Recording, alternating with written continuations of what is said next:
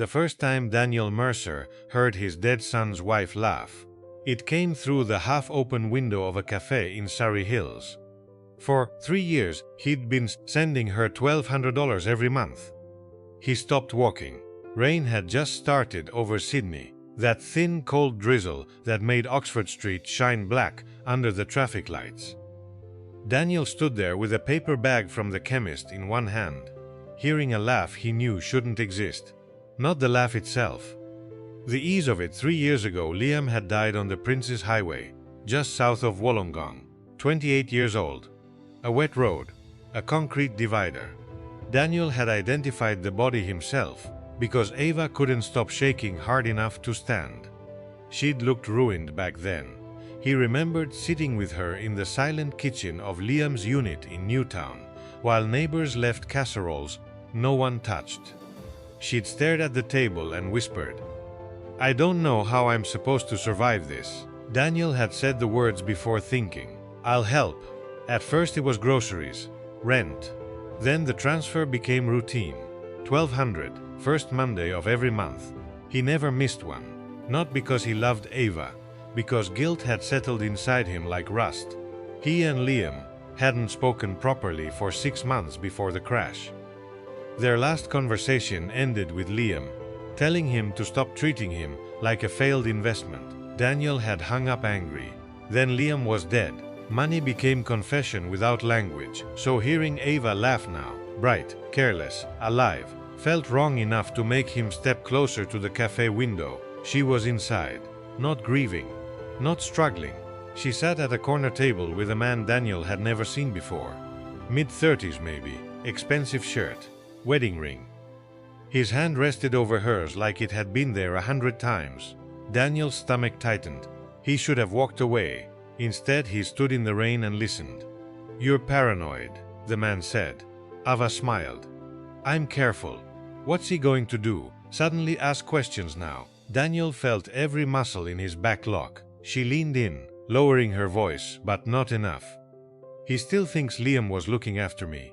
The man laughed. "And every month, right on time." Daniel didn't move. For a second, he genuinely thought he might collapse right there on the footpath. His son's name sounded filthy in her mouth. He stepped back before they could see him, kept walking until he reached his ute, parked near Crown Street, then sat behind the wheel with both hands gripping hard enough to hurt. His phone was shaking in his hand before he realized it was him. He opened his banking app, 36 transfers, $43,200. He stared at the numbers until they stopped looking real. Maybe it was ugly. Maybe she'd moved on. Maybe grief had changed shape. But that wasn't what was eating him. It was one sentence. "He still thinks Liam was looking after me." Daniel drove home to Cronulla in silence, the rain getting heavier over the Captain Cook Bridge. He didn't turn on the radio. Didn't answer when his sister called. He went straight to the garage, pulled down the old metal storage box he hadn't opened since the funeral, and started going through Liam's things. Insurance papers, a surf club membership card, a faded receipt from a servo in Kiama. Then, wedged inside a notebook, he found an envelope with his own name on it. Dad. His mouth went dry. He opened it carefully, already feeling something terrible moving toward him. Inside was a single folded page in Liam's handwriting. "If you're reading this, it means Ava lied to you." Daniel read the first line 3 times before the words stopped blurring. His knees gave way, and he sat heavily on the concrete floor of the garage, rain ticking softly on the roller door. Liam's handwriting hadn't changed. Same sharp letters, same impatient slant. "If you're reading this, it means Ava lied to you." Under it, more. "I didn't know how to tell you without sounding mad. She's been seeing someone. I found out 2 months ago. He's married. His name's Nathan. Works in finance somewhere in the city. She thinks I don't know." Daniel's breathing turned shallow. The next line hit harder. "If anything happens to me, don't trust what she says." He stopped there. For a full minute he couldn't move. The garage smelled of old oil and wet cardboard. Somewhere down the street, a dog barked. Ordinary sounds. but inside him something had begun to split. He forced himself to keep reading. I was going to leave her. We fought about money. She wanted access to the account Mum left me. I said no. She lost it. Told me I'd regret making her feel trapped. The page ended there. No explanation. No signature. Just Liam's name at the bottom, written smaller than the rest. Daniel sat there until dark. At 8:30, he called Ava. She answered on the 4th ring. Daniel? Her voice was soft. Careful. I saw you today. Silence. At a café in Surry Hills, he said. With Nathan. Nothing for 2 seconds. Then, you were following me? No. I was buying bloody aspirin. Daniel. How long? Her voice sharpened. You don't get to interrogate me. 3 years, he said quietly. 3 years I've been paying your rent while you sit there laughing. It wasn't like that. Then tell me what it was like. Another pause, then she said something that made his skin go cold. Liam knew. Daniel stood up so fast, the letter slipped from his lap. What? He knew about Nathan. You're lying. He knew, she said again, breath trembling now. And he wasn't exactly innocent either. Daniel felt his pulse pounding in his throat. What are you talking about? He was in debt. The words landed hard. Don't, Daniel said. It's true. Gambling, mostly. Sports betting. He'd buried himself. And he was desperate. That money from his mum was almost gone. No, he was going to tell you, she snapped. That's why we were fighting. Daniel gripped the kitchen bench so hard his hand cramped. Liam didn't gamble. He hated it. Used to call it tax for idiots during the footy. You expect me to believe that? I don't care what you believe anymore. Then she hung up.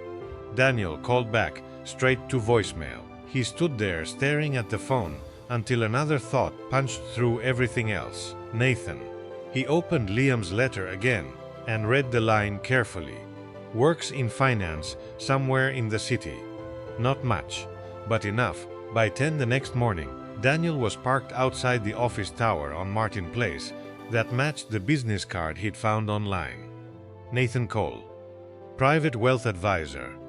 He watched people spill out for lunch. At 12:17, Nathan appeared. Same shirt, same face. Daniel followed him across the street, past a florist, past a woman walking a greyhound, until Nathan turned into a narrow lane behind a row of restaurants.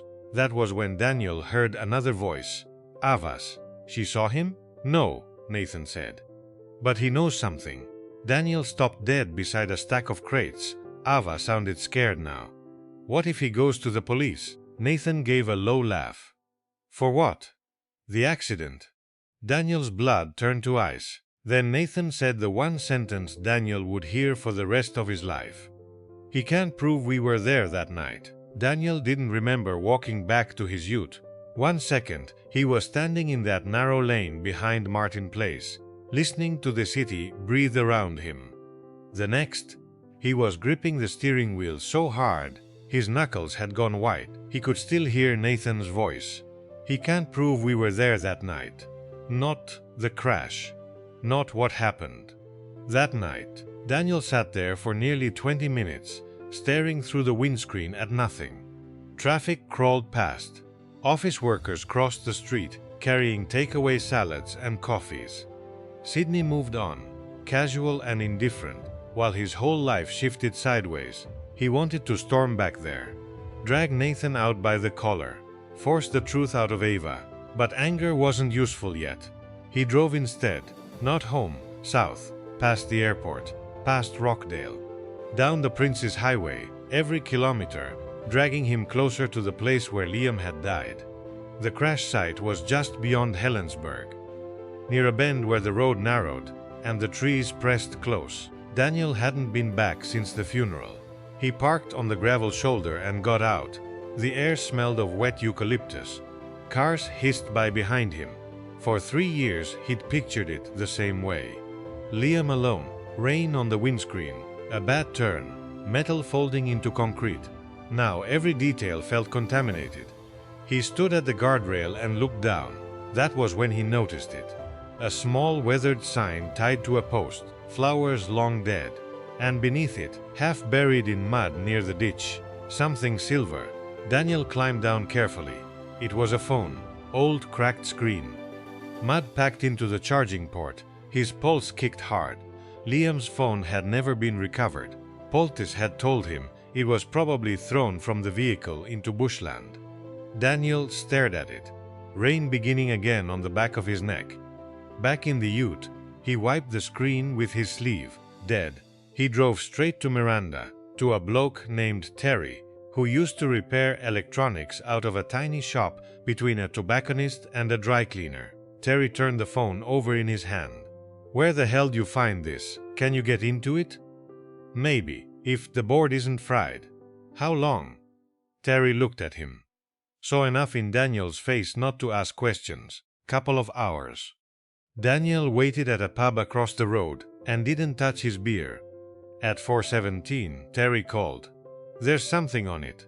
Daniel was back in the shop in less than 2 minutes. The screen flickered weakly to life. Liam's lock screen. A photo from Bondi. Him grinning, surfboard under one arm. Daniel felt something catch in his chest. Terry handed it over. "Battery won't last long." There were dozens of messages, most corrupted. A few photos, then one audio file. Timestamp, 11:42 p.m. The night Liam died. Daniel hit play. Static, heavy breathing. A car indicator ticking. Then Liam's voice. Not calm. Not drunk. Angry. "You followed me." A woman answered Ava. "Just listen to me." Then another voice. Nathan. "Mate, nobody wants this." Daniel stopped breathing. Liam again, sharper now. "You were in my house." A door slammed, rain. Then Liam said the words that made Daniel's stomach drop. "You touched my car." There was a scuffle, a grunt, something metallic. Then Liam shouted, suddenly terrified. "What did you do, Tires?" A horn, the sound of wet road. And then, the recording cut out. Daniel stood frozen in Terry's shop, the dead little speaker still hissing. His son hadn't died in an accident. Someone had been with him. Someone had tampered with the car. He looked at the screen again, hands shaking now. There was one final thing. A text message unsent in Liam's drafts. "If anything happens, Dad." It was. The message ended there, but under it was a location pin. Not the highway, not home, a house in Balmain. And when Daniel zoomed in on the address, he felt every bit of blood drain from his face. It was Nathan Cole's home. Daniel drove to Balmain just after dark, the phone on the passenger seat like a loaded weapon. The address led him to a narrow sandstone terrace on Darling Street. Warm light behind the curtains. A silver Volvo in the driveway. From the street it looked painfully ordinary. The kind of place where people watered herbs on the back steps and argued about school fees. For 10 minutes he sat there with the engine off. He told himself he was only looking. Then the front door opened. A woman stepped out first, blonde, early 40s, carrying a shopping bag. 2 kids followed behind her, a boy in a rugby jersey and a girl dragging a school backpack. Nathan appeared last, smiling, taking the bag from his wife's hand like he belonged in some glossy real estate brochure. Daniel felt sick. Liam had died while this man went home to dinner. He waited until the family left on foot, turning toward the corner. Nathan stayed behind. A minute later, lights came on upstairs. Daniel crossed the road. He didn't knock. The side gate wasn't locked. He slipped through into the narrow backyard, heart hammering so hard he could feel it in his teeth. A washing line, a rusted barbecue, a kitchen window half open. Inside, Nathan was on the phone. Daniel moved closer. "No," Nathan was saying. "He knows more than I thought." Ava's voice, tinny through the speaker. Daniel couldn't make out the words. "I told you," Nathan snapped. "You should stop taking the money months ago." Silence. Then Nathan again, lower this time. "If he goes to police, we say Liam was drunk and spiraling." Same story as before. Daniel pushed the window up and stepped inside before he could think. Nathan turned so fast, he nearly dropped the phone. For half a second, neither man spoke. Then Nathan said quietly, "You shouldn't be here." Daniel walked toward him. "My son knew," he said. Nathan backed away. "Daniel, you touched his car." "No." Daniel grabbed him by the shirt and slammed him against the kitchen bench hard enough to rattle the cutlery drawer. "You were there." Nathan's face lost color. "It wasn't meant to happen," he blurted. The words hung in the room. Daniel's grip tightened. "What did you do?" Nathan's breath came quick now. "Nothing like that. He came to my place first." He was furious. He'd found out about Ava. He was screaming in the street. Nathan swallowed hard. "He followed us when we left." "Us?" Nathan looked away. Daniel understood before he said it. "Ava was with you." Nathan shut his eyes. "We pulled over near the lookout," he said. "He got out of the car. He was wild, shoving me, shouting at her. Then he said he was going to tell you everything." Daniel felt rage move through him like heat. "What did she do?" Nathan's voice dropped to a whisper. "She got in his car." Daniel let go. For a second, the whole kitchen seemed to tilt. "What?" she said. "She just wanted to calm him down. She told me to leave." Nathan's voice cracked. 10 minutes later, I saw the headlights. He was already gone. Daniel stared at him. "You're lying." "I swear to God." Nathan reached for the bench, shaking now. She came back on foot, covered in mud, crying. She kept saying it was an accident. Daniel's mouth went dry. "No." Nathan looked him dead in the eye. "She told me the brakes didn't respond." Daniel didn't hear the front door open. He only heard Ava's voice from the hallway. "Don't tell him the rest." Daniel turned. Ava stood in the kitchen doorway, pale under the hallway light, rain darkening the shoulders of her coat. For a second she looked exactly like she had the day of Liam's funeral. Then Daniel saw it. Not grief, calculation. Nathan took a step back, but Ava didn't move. "Tell me," Daniel said. His voice barely sounded human. She looked at Nathan first, furious. Then at Daniel. "You shouldn't have come here. Tell me the rest." Her jaw tightened. "It wasn't supposed to happen." Daniel laughed once. A broken, ugly sound. "That's what people say when someone ends up dead." Ava swallowed. "Liam was out of control. He was my son. He was scaring me." Daniel stepped closer. "So you killed him?" "No." But the word came too fast. Her eyes were already filling, not with sorrow but panic. "That night," she said, "he found the messages. He went mad. He smashed a lamp. He grabbed my arm hard enough to bruise it. He kept saying he'd ruin both of us." Daniel stared at her. "And?" "He followed us to the lookout. He kept shouting about the money, about the house, about telling you." Her voice trembled now. "I got into the car because I thought I could calm him down." "What did you do, Ava?"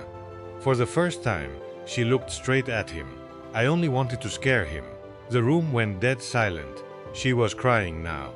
At Nathan's place earlier that night, Liam's keys were on the table. I took them when he wasn't looking. There was this stupid argument weeks before, and he'd shown me the bonnet because the brakes were making noise. I knew where the line was. Daniel felt his legs weaken. "No, I loosened it," she whispered. "Just enough so he'd stop, just enough so he'd pull over and listen to me." Nathan shut his eyes. Ava's breath hitched. But when we were driving, he kept yelling, and then he realized something was wrong. Daniel could hear Liam's voice from the recording. "You touched my car." "He tried to turn," she said. "I grabbed the wheel." Daniel made a sound like he'd been punched. "He hit the barrier. I got out. I thought." Her face collapsed. "I thought he'd climb out. You left him there." Ava didn't answer. "You left my son there." Her silence was the confession. Daniel stood frozen, every part of him wanting to scream, to break something, to erase the last 3 years. Instead, he reached into his pocket and placed Liam's phone on the kitchen bench. Ava saw it and went white. "No," she whispered. "I heard him." He pulled out his own phone and pressed call. Nathan looked up sharply. "Who are you calling?" Daniel didn't take his eyes off Ava. "The police." She lunged for him. He stepped back. For the first time in 3 years, Daniel felt no guilt, no confusion, no mercy, only clarity. Sirens came 23 minutes later. He waited on the front steps while they took Nathan first, then Ava. She turned once before getting into the car, mascara streaked down her face. "Daniel," she said, voice cracking. "I did love him." He looked at her for a long moment. Then he said, The thing he should have said years earlier. No, you just loved what he could give you. They drove away. Near dawn, Daniel sat alone at the harbor, watching gray light spread over the water. For years he'd thought the worst pain was losing his son. He was wrong. The worst pain was learning. Liam died, knowing exactly who had betrayed him, and never living long enough to hear his father say, "I should have believed you."